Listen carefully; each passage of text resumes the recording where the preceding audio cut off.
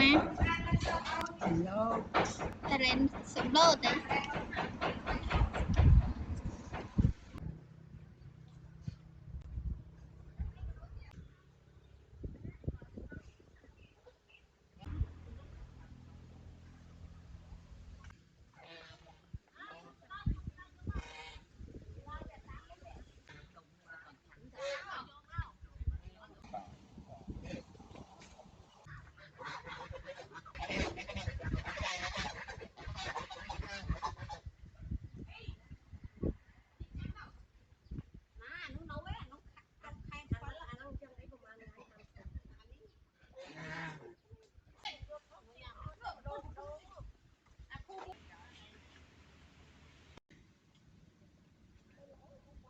ដើមទេ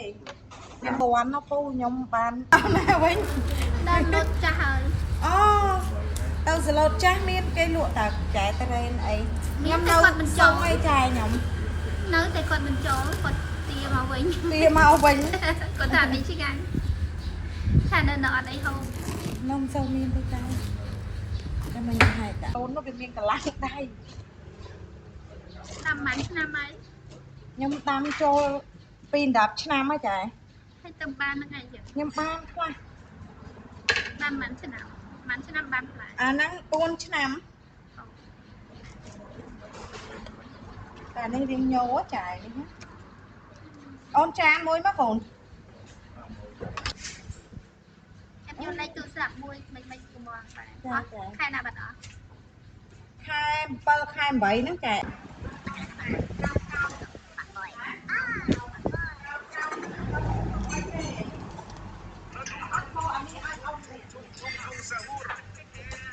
បាទនេះល្មមអត់សូវនេះទេនេះ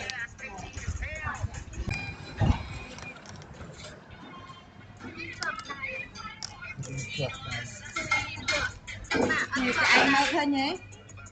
បងប៉ុណ្ណឹងអានេះញោ យកបែក ចាំររឿងកដាកូនណែកូន